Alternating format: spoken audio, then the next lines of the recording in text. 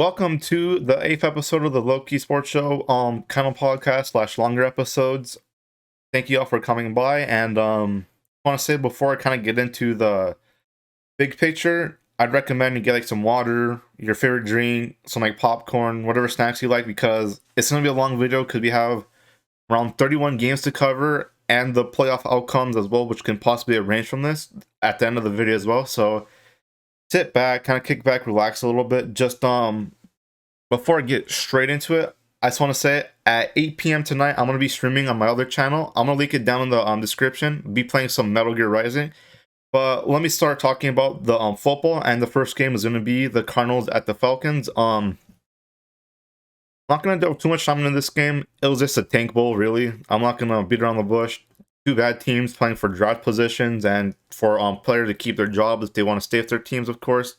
The Falcons started Mr.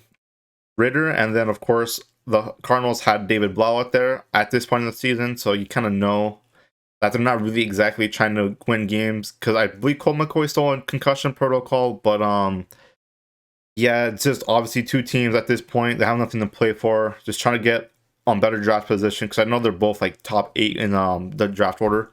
Next game is going to be Dolphins Patriots. I'm going to say this game was nothing really too surprising. The Dolphins are in complete free fall at this point. They've lost like the last 4 or 5 games. The Patriots are not looking too great either, but the Finns have no Tua Tagovailoa, no Teddy Bridgewater. So next week, I'm not sure who the starter is. I'm not sure if it's been confirmed, but we are possibly looking at a matchup between going to be Joe Flacco and Mike Glennon for that game. I'll talk about that in a little bit. Just know that our two quarterbacks right now are going to be Skylar Thompson or Mike Glennon, so really not where they want to be at this point in the season. Like, obviously, just the fact that they had a great start to the season. They were 8-4 at one point, but now they've really gone into free fall. So we kind of have to see on how the team will react from that. I'm hearing rumors after this game and possibly next game they want to fire Mike McDaniels, and I'm really not understanding where that viewpoint's coming from, just because Mike McDaniels was a big reason why this team had such a good start to this season.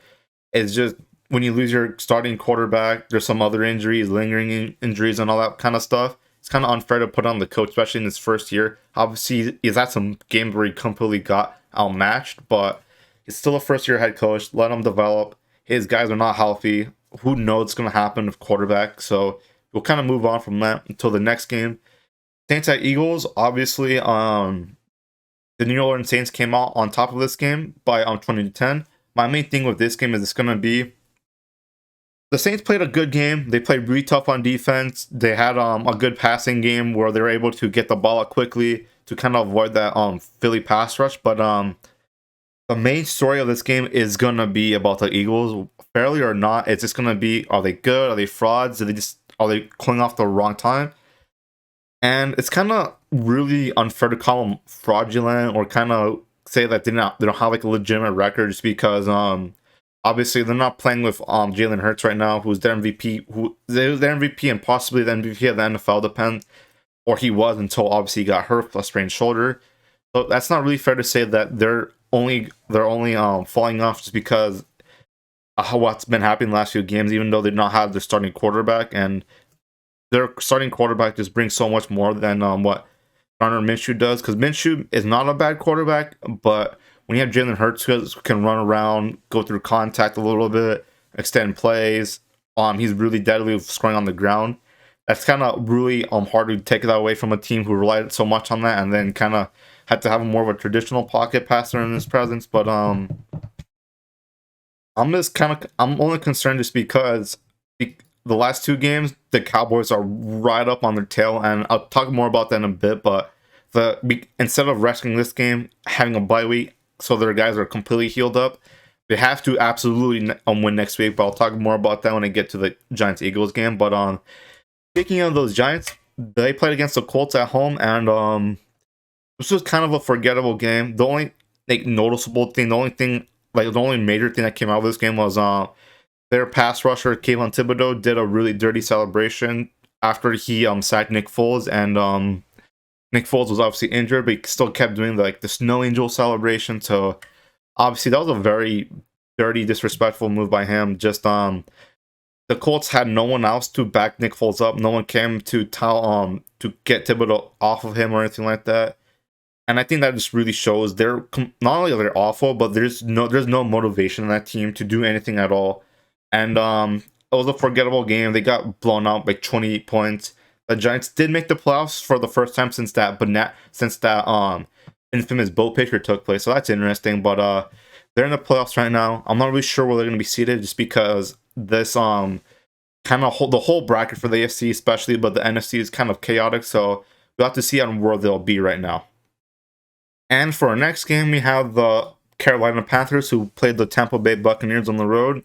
The Buccaneers did win this game by one score. The main thing I took away from this game is that Tom Brady is still crazy good, just because if like this whole season the Buccaneers were sleepwalking through it, they really did not play a lot of good football. They were very inconsistent on offense. Their defense could not really keep up with some of the stronger powerhouses in the league as well. But guess what? This game, Brady and Evans alone had 3 touchdowns.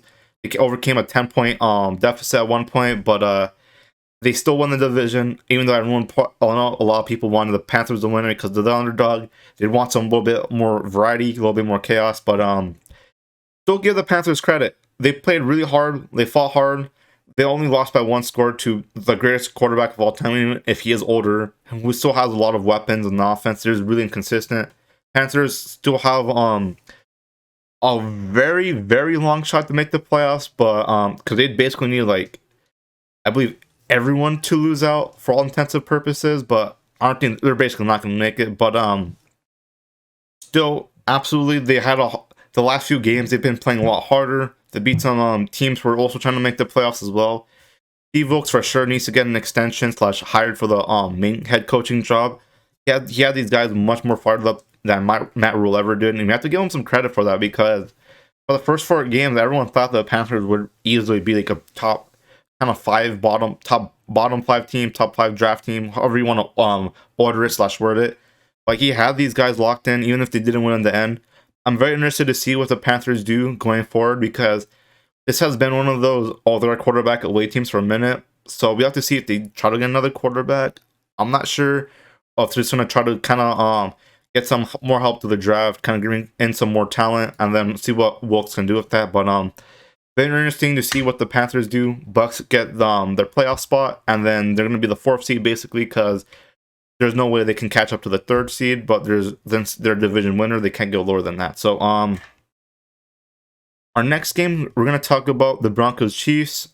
They kind of had another close game. They didn't Chiefs didn't really win to the end. Just the Broncos, obviously, they're trying to do whatever they can to salvage this season relatively, because their coach got fired. Their top 8 draft pick is going to Seattle. A lot of bad stuff is happening. Russell Wilson underperformed. He got hurt for a couple of games. Just another kind of unfortunate scenario for the Broncos, where they lose to their division rival Chiefs, where they lost like the last 8 games or so too. So the Chiefs are playing for number 1 seeding, and I'll get more into that when we talk about the playoff scenarios, because that got a lot more interesting, and it kind of favors the Chiefs, but we'll talk about that in a little bit. But too much dilly-dallying, we have the Bears at Lions. So I said this before, but Chicago needs to get Fields somehow. He had like 100 rushing yards in like the first quarter alone or something. It's a crazy stat, because he really didn't have anyone to pass it to. He didn't have the protection from the O-line either, so he's just running around all the time. But the Lions had a blowout win. They won comfortably. But this is not really the game they had to worry about. That game's going to be next week against the Packers at Lambeau Field against Rodgers, who's trying to get a playoff spot. We'll see how that goes. But Lions won against a team they should have. They're still playing good football, even if they were shaking against Carolina a couple weeks ago. Just we'll have to wait and see what they're really made of next week. And it's going to be a very fun game. That's going to be on Sunday primetime. A game where the team who could have won against another team that's not doing so hot with the Browns, the Commanders just could not do it. And oh boy. So the main thing I wanted to kind of talk about this would just be Carson Wentz. Obviously, he sucks, and Taylor Heineke should have started this game, but I don't know what really happened because I know Heineke struggled against the Niners defense, but that's literally the Niners defense. A lot of teams have struggled, a lot of quarterbacks have struggled. I don't think that was fair for one kind of really bad game for to get benched for Wentz. Just I don't know what Rivera was expecting, just because last time he had to play against a critical game to stay in the playoffs, that one game, the win and in against Jacksonville, he could not do it. He had like a pass rating of like 3 or something. Really bad game. This game, same thing as well. We get 3 interceptions. This horrible performance. The Browns really didn't have to do anything special because Carson Wentz turned the ball over so many times. But also going back to Ron Rivera, he might be out of a job because I normally don't really talk about too much about the media stuff, but after the game or before the game, I'm not really sure what happened. He was asked, "Oh, did you know your team could get eliminated from the playoffs?" And he was like, "They can be eliminated." Like everyone knew, like if you go on like ESPN, they'll tell you that they needed to win and someone else had to lose so they can stay in the playoff spot. But he didn't know that, and then he looked kind of like an dummy in front of all like the media, and then the whole crew, especially about a lot of the Commanders players, were like, our coach didn't even know that we could have been out if we lost and a couple teams won. So obviously not a very good look. But kind of moving on to that, Jaguars at Texans. Another really nothing to talk about too much here. Just the Texans got blown out, absolute massacre. They're really trying to get that #1 overall pick, and I believe that I don't think they clinched it yet, but they have a real shot at. I believe if they lose, they get it next week. So we'll have to talk about that obviously next week when we'll see who gets the top 10 picks or whatever and all that fun stuff. But Jags won a game they were supposed to win, a game they needed to win, because next game is a real actual test, because the Titans are coming. The Tennessee Titans are coming over to Jacksonville. Whoever wins that game wins the division, gets the 4th seed. So that's gonna be a fun game. That's gonna be on primetime tomorrow night. So we'll check. I'll make sure to check that out. Give you guys a recap of that game as soon as possible. One game that completely took me out of surprise would be 49ers at the Raiders.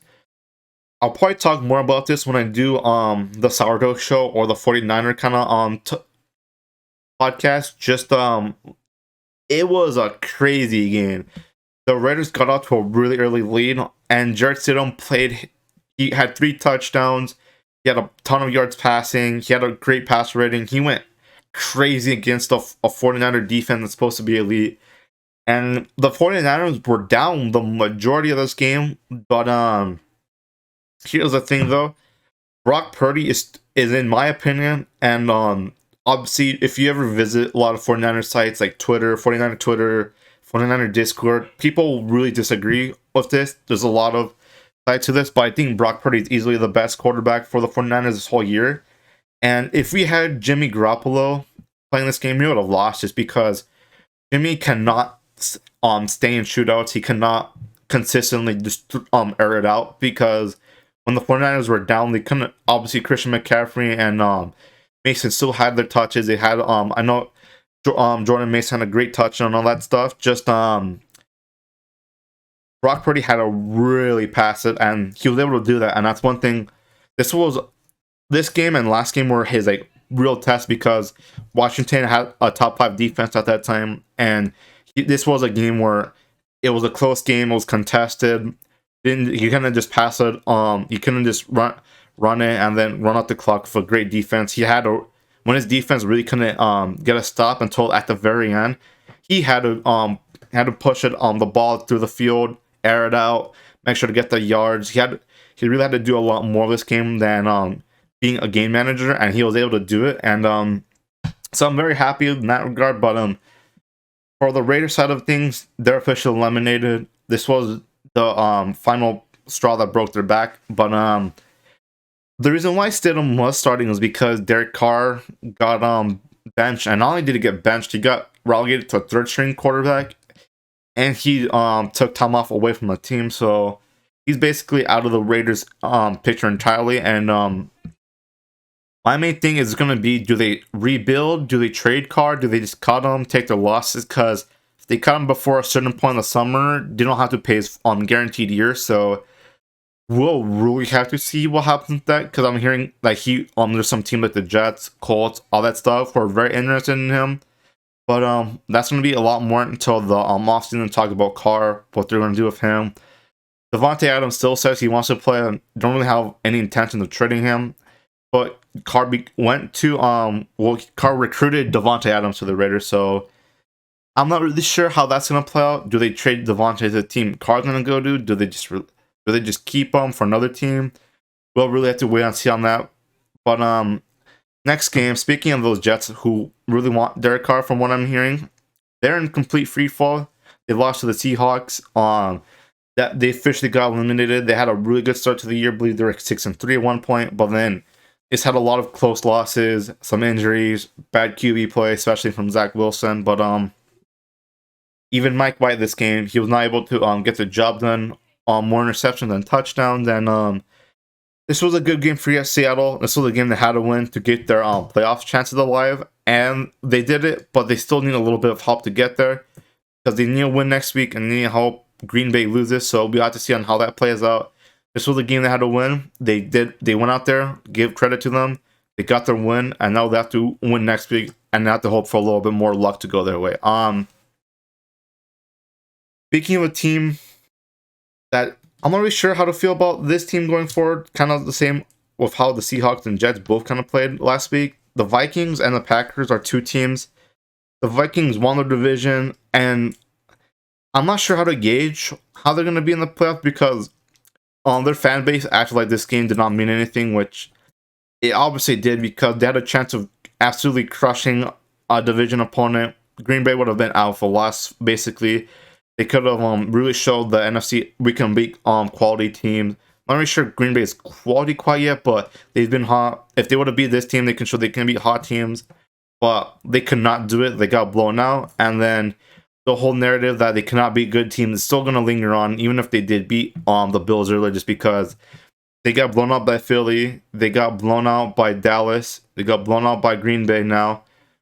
So they just continue. Every time they play a good team, it never really ends up going well for them. And that's been kind of the recurring storyline for them. And we'll have to see if were there just kind of first year head coach struggles, or is that going to be an recurring thing because in the playoffs, they're going to have to play maybe Philly again, Dallas, San Fran, possibly the Buccaneers. Who really knows how that team's going to be playing, but that's going to be Tom Brady in the playoffs. How?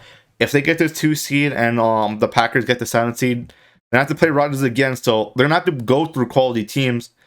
So we'll have to see on how that really goes for them, but Packers, they're red hot. Rodgers has been playing really good. He had a really bad start to the year, but he's kind of found a little bit of a rhythm. So we have to see on how, if he can carry that momentum on to the playoffs. So that's going to be very interesting to see. Kind of Packers make a wild card run, Beast be underdogs, and maybe take it all the way to a championship appearance, maybe. Depends on how a lot of seeding goes. And that's going to be up in there all the way until wild card weekend. But keep an eye on those Packers. They're playing really good. Their team playing really good. Are the Chargers, obviously, they don't have the same level of competition because they'd be like the Colts right now, the Rams, all that stuff. But they're doing their job. They're beating the team they're supposed to be, even though people want to kind of dismiss that a little bit. Austin Eckler is a beast. He had a couple touchdowns against the Rams. The Rams try to keep up. They try to play hard, but they can. They're so injured. They're one of their tackles got suspended for a fight after the Broncos game. No Aaron Donald still. You still have no Cooper Kupp. He's been out for a while now. Stafford's done for the season, so they're just kind of going through the motions at this point. Obviously, they're still trying to play for respect, play hard, but because of this loss, they have 11 losses on the season, which is officially the most of any Super Bowl defending champion. But we have to give the Chargers some credit. They came obviously this was a home game for them, but we kind of know that the Rams have a lot more fans because they won the Super Bowl, so a little bit more appealing to go for. But they went into SoFi. They kind of defended their turf a little bit. We'll have to see if they can get more fans from there. Maybe they get a little bit more support going forward. But now they're in the 5th seed, so at one point they're looking done. Now they're in the 5th seed. They can possibly take it depending on a few things, but watch out for the Chargers. Their defense has been playing a lot better lately. They're getting healthy. Joey Bosa is supposed to be back in full operation soon. But my main thing is Austin Eckler and Justin Herbert, Keenan Allen, Mike Williams. They haven't played a lot of games together, but if they're healthy going to the playoffs, that could be a pretty dangerous combination. Next game though, Steelers at the Ravens. This was kind of everything I've been saying about the Ravens with no Lamar Jackson. They're really just a shell of their team without them. They don't have the defense that can really just completely stifle teams either. But they also don't have the same like punch Lamar gets them. Tyler Huntley's good, but he's just not Lamar. That's just he cannot move around like Lamar does. He does not bring the extra layer of speed to the offense Lamar has brought to the Ravens for years now. But the Steelers, once again, they won this game. They've been winning a lot lately. They're another team that's been getting kind of heated up at the right time. I doubt they have the talent. Really, they're really young to make the run. Kind of like I would expect maybe like a Chargers too, like one of those sneak like a Packers team too. But hey, they're 8-8 right now. They have a real shot of winning and having another season of a winning record. It's kind of Mike Tomlin's special. He's still not had a season with a losing record. Obviously, the Browns are coming into town next week, so who really knows on how that's gonna play out? Just know that the Steelers can still get a wild card spot because they've been playing good, but they still need a couple of things to really go their way. But we'll talk more about that when I get to them in the prediction segment. Just yeah, look out for them. They're a pretty good team. Kenny Pickett has had like 2 game-winning drives in the last 2 weeks. So he really is not like he's a clutch quarterback. At least so far in his career, he's been able to, whenever the team needs him to get a drive going, he's been able to do so. And we'll have to see how that Steelers team can kind of learn from there, how Mike Tomlin can kind of get them ready for possibly a playoff run. So, next game, it's going to be the Bills at Bengals. We all know what happened with Damar Hamlin. I'm going to give a quick update for that. Damar Hamlin is, he's not fully recovered, but he is able to talk now. He's, off breathing tubes, which is amazing. He's on, I'm not sure if he's on pace for a full recovery. I'm not sure if he can play, but I just know that he's at least relatively healthy to compared to where he was a couple days ago. He doesn't need the oxygen to keep him on anymore, so that's a very great sign for him. We'll continue to hope that he gets better soon, and I will make sure to link his fundraiser in the description again, because obviously he does a lot for the Buffalo community. He make sure that all the children there who don't have the same resources that others do can still get presents as well, especially with the holidays. So I'm glad to see he is making he's on pace to make a very great recovery. So because this game was canceled, there's not really much I can really talk about. I took a quick break, but we're right back for the prediction side of the show. So let's get into it. The first game going to be played tomorrow afternoon. It's going to be Chiefs and Raiders. I think the Chiefs are going to win this game just because they have the room to get in for a potential bye week, and obviously we know that there's only one bye per conference. I'll get more into the kind of the ins and outs of what's going to happen, especially in the AFC side, because a lot of that did get messed up just because the Bills-Bengals game was called a no contest, but I'll talk more about that when we get to the playoff side of the show. Next game, Texans at Jaguars. Basically this game's up, you win and you're in, and you're going to get in the number 4 seed. It's not going to really matter too much really of what happens with everything else. Just you get in the 4th seed if you win this game. I think the Jags were going to win this game. They've been on fire lately. They've been playing their best football. Their team's kind of coming together. Etienne's a beast. We know Trevor Lawrence has chemistry. Zay Jones especially. But Christian Kirk is also doing pretty good things over there in Jacksonville. The Titans, however, I can't really give them the same praise because Derrick Henry has been hurt. I'm pretty sure he's going to play this game even if he's not fully 100% because it's all or nothing. Dobbs is starting. They're so injured. I don't think they have the talent to really compete with the Jags because the Jags are now a well-coached team unlike before. So I think the Jaguars will take this and they're going to host a playoff game for the first time in a couple years. So we'll have to look forward to that. But next game that also has some big playoff implications in AFC would be Browns Steelers. So as I mentioned before, here's the thing with the Steelers.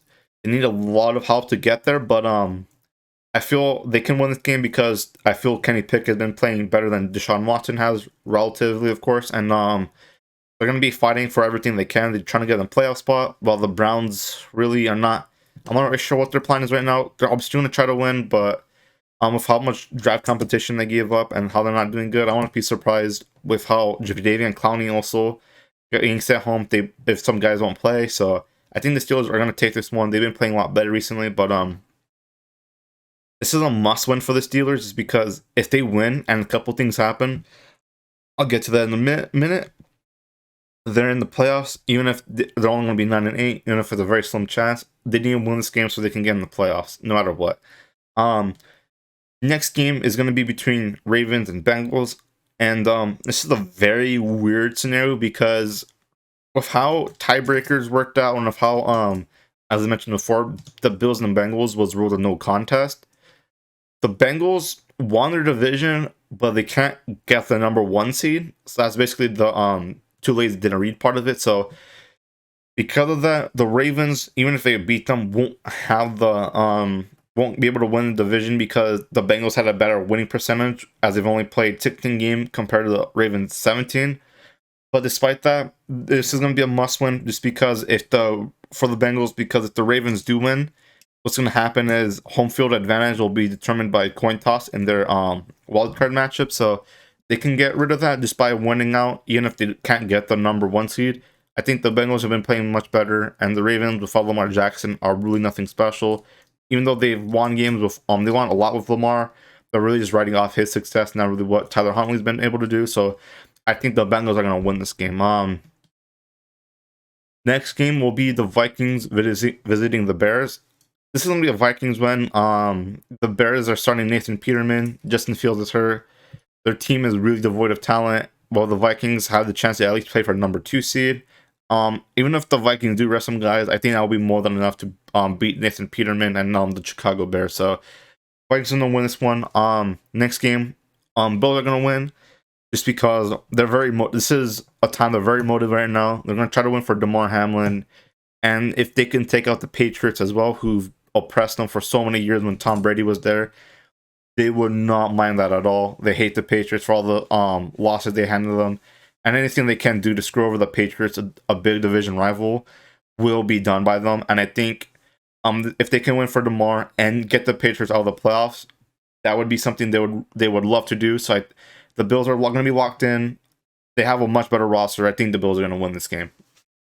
Next game, this is like my first, I think, game that people might disagree with me on, but I think the Jets are going to win this game against the Dolphins.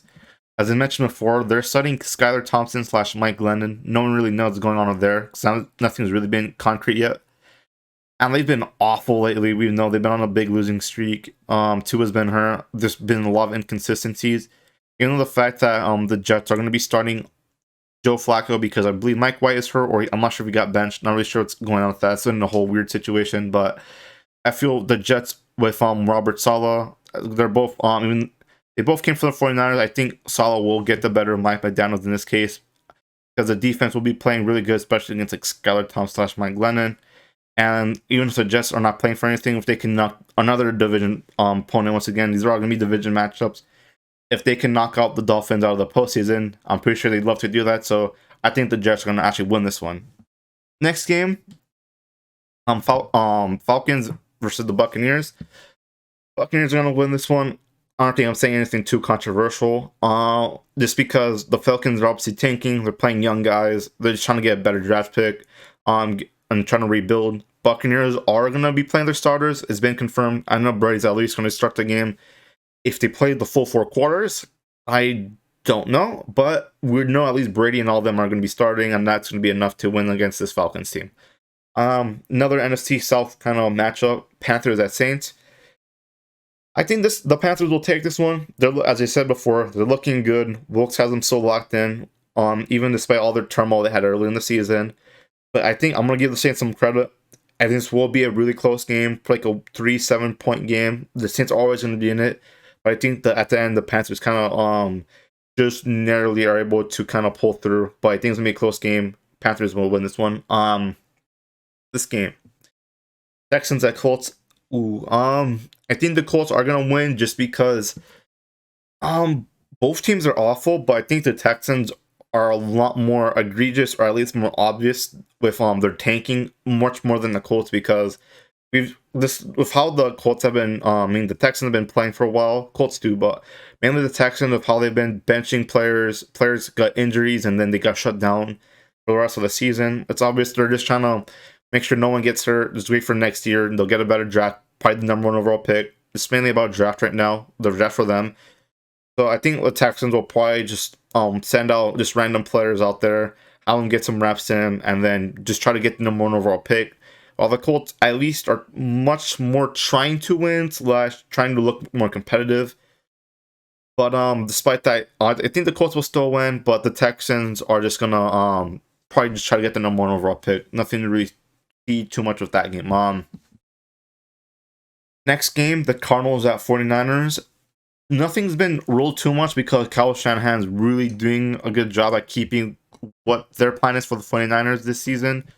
Finale kind of hidden, but I'm willing to bet that I know Debo Samuel and Elijah Mitchell are gonna be getting some reps in at least, but I wouldn't be surprised if like Aaron Banks, Christian McCaffrey, and a couple other guys will just be rested completely. Make sure they don't get hurt further. We want them ready. They want them ready for the playoffs. We want them ready for the playoffs. So I'm not sure what the status with the 49ers, if they're going to be fully locked and loaded or just sending a couple guys from the starting lineup. But the Cardinals have no Hopkins, no James Conner, David Ball's going to be the QB. I know they're going to play really hard, try to get at least one more win in because their season's been awful, but I think the Niners still take it. Even if they're not starting Brock Purdy, but nothing's really been kind of set in stone for there. At least when I last checked for the writing of this video. But the next game is going to be Cowboys at Commanders. I think the Cowboys will win, but I think it's to be barely, just because I think they're going to play it down to the competition. It's going to be a really close game. Commanders are starting Sam Howell. I'm not sure how good. We've never really seen Sam Howell before, at least in like our starting position. So we'll have to see how that goes. I bet they're going to play hard just because everyone hates the Cowboys, especially if you're in that NFC East territory. So I bet they're going to be trying harder to knock them off. But I think the Cowboys are going to play down the competition. They've done that a lot this season already against the Titans. They're lucky the fact that they've had a lot better talent. They've had a lot better players, so that kind of carries them at the end of games. But I think Cowboys win, but kind of just barely. Rams at Seahawks. I think Seattle will take this one. It's going to be at home. I know the 12's going to be loud. They're going to be crazy because even if Seattle is not doing the best right now, even if they've been kind of cold, they still have a shot at the playoffs. They need a little bit of help to get there, but the Rams are going to play tough. I know for a fact they will. I think the Seahawks, they're a little bit more healthy. They have a lot more motivation to get this win over the Rams, and I think it's going to show. And especially that home court's going to be really in their favor. So I think Seattle will take that one as well.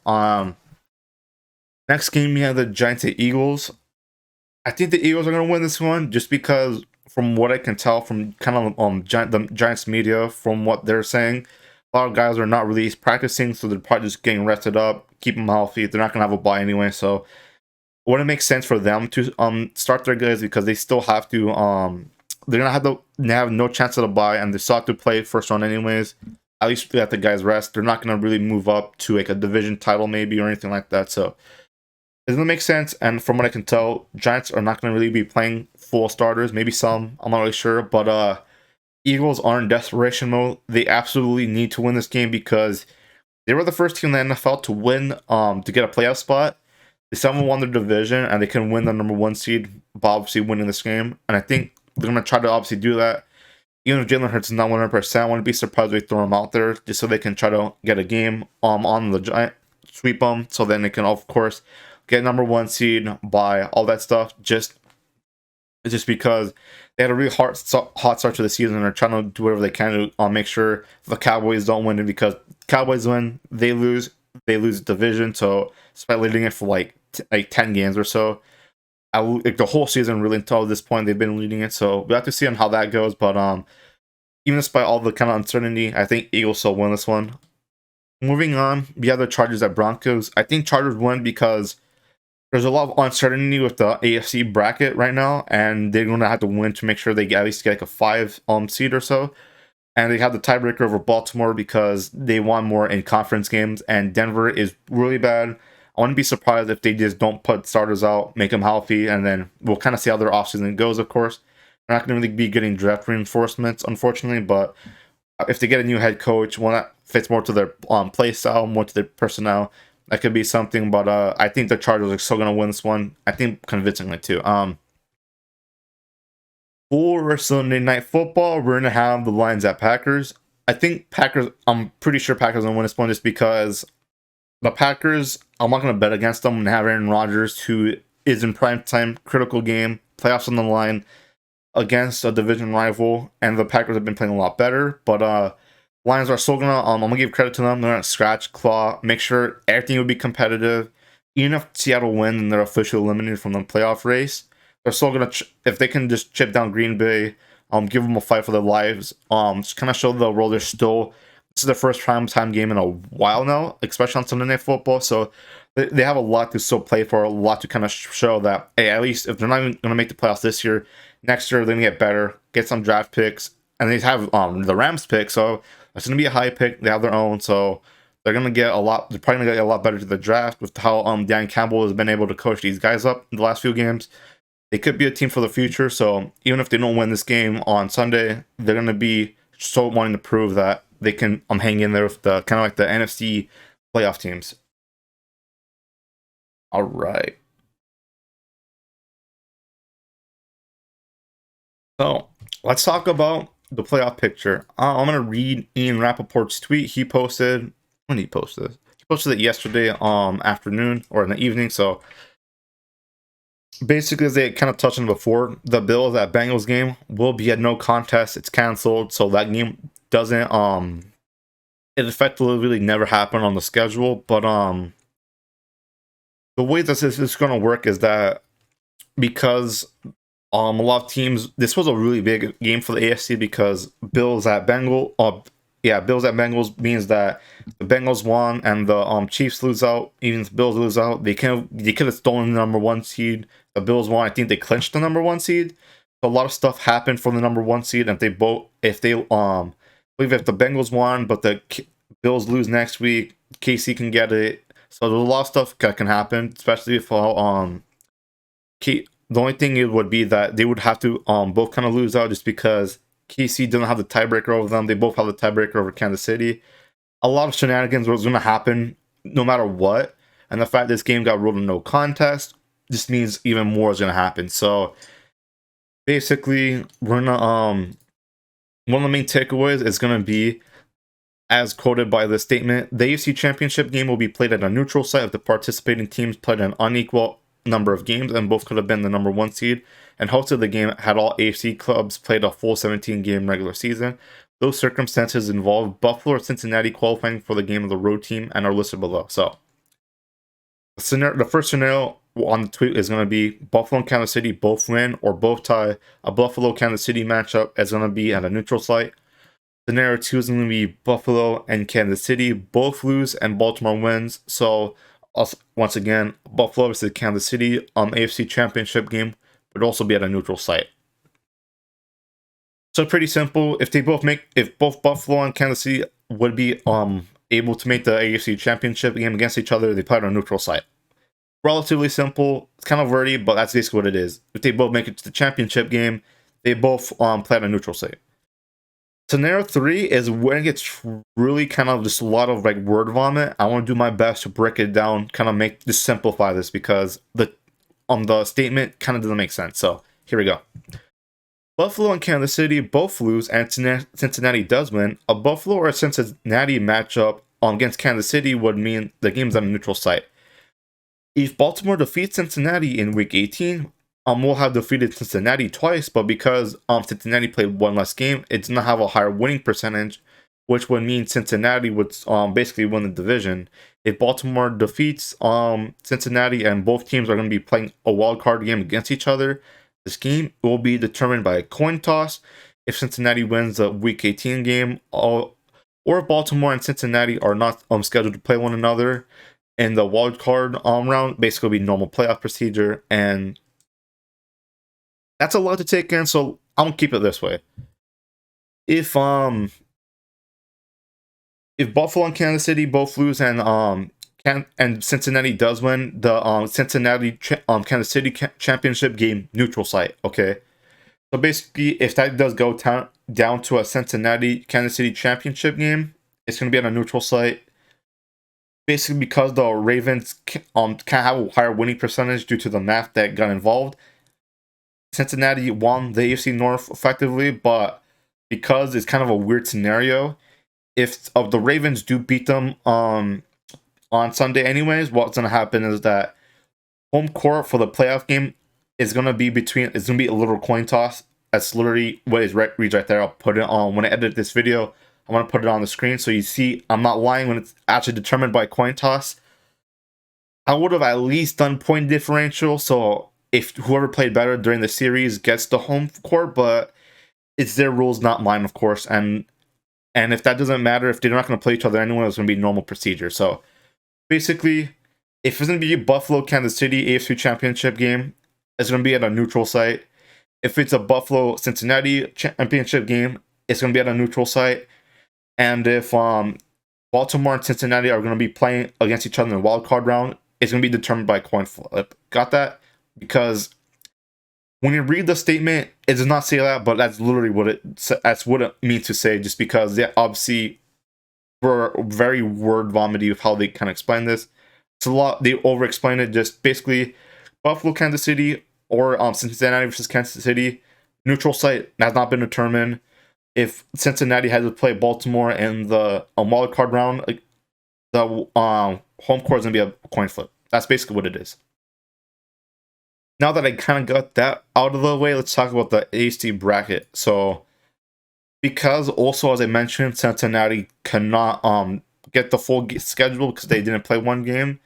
They cannot get the number 1 seed effectively, so they're out of that. So they'll have to be at least number 2 or 3 seed. Depends on how if the Bills and Chiefs win. I know they're gonna be basically kind of locked in that 3 seed. Well, Chiefs are most likely gonna win because if they win and Buffalo loses, they're gonna get the number 1 seed. Okay, so next thing is gonna be 4 seed. That's the most simple one. Jacksonville and Tennessee. Whoever wins that game gets the number 4 seed. Number 5 seed is gonna be Chargers Baltimore. If they have the same record, Baltimore will be the 6th seed because the Chargers have the tiebreaker. Number 7 seed gets a little interesting. So the Patriots winning in. Miami needs to win and hope the Patriots lose. But if you're the Steelers, you need the Patriots to lose, Miami to lose, and you need to win and again the number 7 seed. So that's kind of how the AFC goes. Because the Bills-Bengals game was a very important game and it was ruled a no contest, it had to be a lot more complicated, has a lot more procedures, but NFC still has some kind of complications, but we'll get into that right now. So number 1 seed is how it goes. If Philly wins, they get the number 1 seed, and that's really about it. So win, number 1 seed. If Philly loses and San Francisco wins, San Francisco gets the number 1 seed. If Philadelphia loses, San Francisco loses, and Dallas wins, Dallas gets the number 1 seed. So a little bit of kind of scenarios to go right now. So basically, if you're San Fran, you have to win and Philly has to lose. If you're Dallas, you have to hope both Philly and San Fran lose and you guys have to win. And if you're Philly, you win and you get the number 1 seed, you win the division. Okay? Not too bad, but number 2 seed is basically gonna be San Fran. Unless so there's kind of a couple ways it can go down. If Philly loses this game and Dallas wins, Dallas would be the number 2 seed because they're a tiebreaker over the Vikings. So that's one scenario. If they both lose, and when I say both lose, I mean San Fran and Dallas, and the Vikings win, they get the number 2 seed. But if Dallas wins and San Fran wins, they're gonna be at the number 3 seed, and because of how it's kind of shaking up, they're most likely going to be the 3 seed because San Fran has the point differential in the conference differentials, and then Philly had the tiebreaker, Dallas had the tiebreaker. The 3 top teams really in the NFC had the tiebreaker with the Vikings. Number 4 seed, very simple. Bucks, they've got the NFC South. They can win it. They already won it. So they're going to be locked in that spot because they don't have a record to compete with Vikings, Dallas, Philly, or San Fran.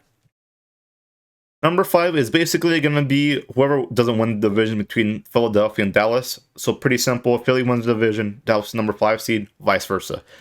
Number 6 is going to be the Giants because they've won against, I know for a fact, they've won against the Packers. So they have a kind of tiebreaker and they have a better record anyway, so it doesn't really matter. But 7 seed is a little bit more interesting. So if we are the 7 seed, Detroit can get in if Seattle loses and they win against the Packers. So Seattle lose and they win, they get in the number 7 seed. Packers are winning in. Seattle gets in if they win and the Packers lose. So 3 teams can still get the number 7 seed, and it's going to be a big kind of scramble because not a lot of stuff is really certain. We kind of know Giants are going to be number 6 seed. Second place in NFC East will be number 5 seed, and Bucks will be 4 seed. But 1, 2, 3, and 7 are still kind of up in the air. There's not really there's a lot of room to wiggle around. It's gonna be the same thing in the AFC. We're not gonna know who's in, who plays who, really until next week after on Sunday when everything's said and done, because it's not like before where we kind of know exactly, not a lot of movements. I've seen some years where it's really okay, this team already won the whole conference, like the Packers in 2020. We all knew they won the conference. We all knew Saints won their division pretty early, so we kind of knew what the matchups were gonna be. But this year is a lot more interesting, so we kind of have to wait and see on this. But thank you guys for listening. This was a lot more of a longer episode. We had a lot of like playoff scenarios, predictions. We had to talk about what kind of happened last week. If you actually stayed around to the very end, I thank you so much. Help with watch time, all that kind of fun stuff. And as always, make sure to have a great day. I'm gonna be stop talking so I can get this edited. Loki out.